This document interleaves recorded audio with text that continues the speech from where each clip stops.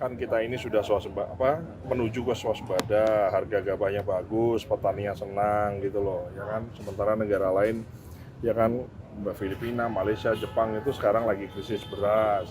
Sementara kita juga mengalami El Nino dan La Nina yang sama, tapi kita sekarang di posisi yang lebih aman, jauh lebih aman dibanding mereka. Itu kan satu hal yang positif yang secara komunikasi harus tersampaikan. Jangan sampai rakyat itu digiring oleh opini-opini yang narasi-narasi yang nggak benar gitu loh. Itu salah satu kontribusi dari sektor saya sebagai Wakil Menteri Pertanian. Jangan kita kan banyak keberhasilan ya.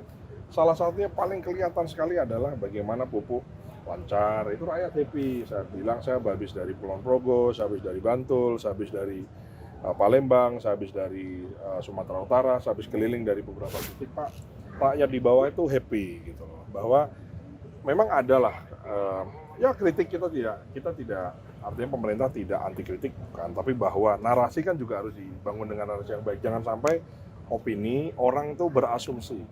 Asumsi orang itu kan tidak bisa kita kontrol.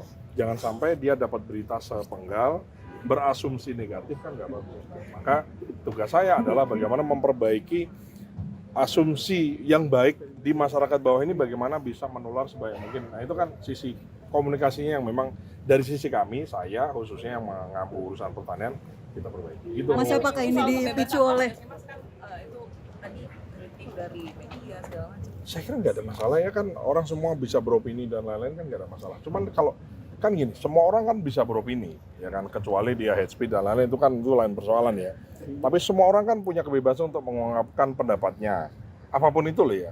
Maka pemerintah juga punya hak jawab, punya hak untuk bersuara, menyuarakan yang realita yang kita kerjakan. Ya dong, kita prestasi, kita nggak impor beras, oke dong gitu loh ya kan. Kemudian harga gabahnya tinggi, petaninya panennya bagus karena pupuknya cukup, plus harga pembeliannya lebih tinggi, kan mereka semua happy, kan saya harus sampaikan bahwa itu betul dan nyata. Kalau ada 1-2 di sosial media petani yang belum dapat dibeli dengan harga yang sesuai, laporkan, kita insya Allah Bulog akan hadir, kita akan jemput gabah-gabah di pematang sawah, di jalan-jalan, kita jemput di situ, di sawah, bukan di tengah sawahnya ya, harus dibawa ke pinggir sawah, biaya transportnya ditanggung oleh Bulog. Gitu. Mas, evaluasi itu apakah karena juga banyak pernyataan pejabat publik yang blunder dalam beberapa waktu terakhir ini, Mas? Enggak. Ya ini aja, masalah kita kan banyak ya, kalau Anda perhatikan kan dari mulai banyak lah, saya kira program-program yang pro rakyat ya, yang berpihak kepada rakyat ya, misalnya contoh THR untuk ojol. Selama sejarah ini ada ojol selama bertahun-tahun, kan baru ini ada bonus hari raya, diupayakan oleh pemerintah. Walaupun yang memberikan adalah perusahaan, tapi kan ada kehendak dan keinginan dari pemerintah. Dan itu kan perlu diapresiasi dong gitu loh ya kan. Kemudian lagi-lagi kalau di bidang kami pupuk lancar, kemudian irigasi baik, benihnya oke, ya kan, kemudian panennya juga bagus.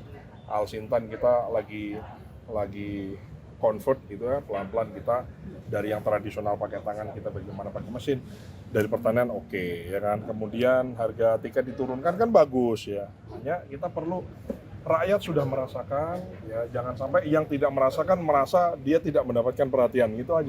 Terus arahan untuk perbaikan? Kurang maksimal minta dimaksimalkan, tapi ada nggak dibahas nggak komunikasi yang kontraproduktif dengan program-program pemerintah, misalnya statement yang bikin blunder yang akhirnya pemerintah diserang kayak gitu, ada dibahas? Ya enggak sih, kita perbaiki aja. Jadi kalau saya sih dari sisi porsi saya, Anda bisa lihat dari sosmed saya kan, kita tone-nya positif karena memang kita ada yang baik, kita sampaikan baiknya kan. Kalau yang nggak baik kita perbaiki kan gitu. Bernegara kan tidak bisa 100% senang semua, 100% berhasil semua kan enggak. Pasti ada 1-2 pelan-pelan. Namanya pemerintahan Prabowo adalah kelanjutan dari pemerintahan sebelumnya yang sudah dibangun. Kan nggak mungkin negara ini dibangun dalam semalam kan, kita dibangun dari tahun 45 ya kan, ada perang-perangnya, ada konfliknya, ada perang saudaranya, ada pemberontakan dan sebagainya sampai dengan tahap ini. Nah, maka ini kan dalam waktu berapa, 5 bulan ini kan lumayan lah ya, terobosan dari pemerintah sudah banyak ya kan, ada Danantara mengkonsolidasi semua, dengan semua pro dan kontranya kita bisa efisiensi yang sempat secara isu juga agak melenceng, kita perbaiki komunikasinya, akhirnya rakyat juga akhirnya paham gitu loh, yang dimaksud dengan efisiensi itu apa dan seterusnya.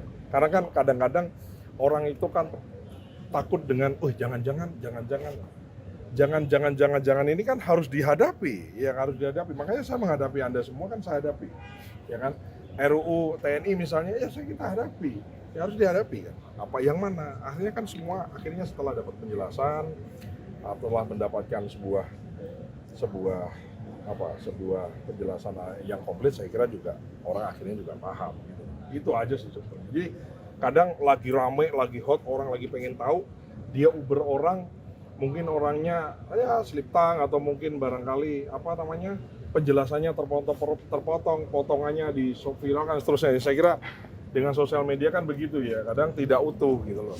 Nah, kita perlu penjelasan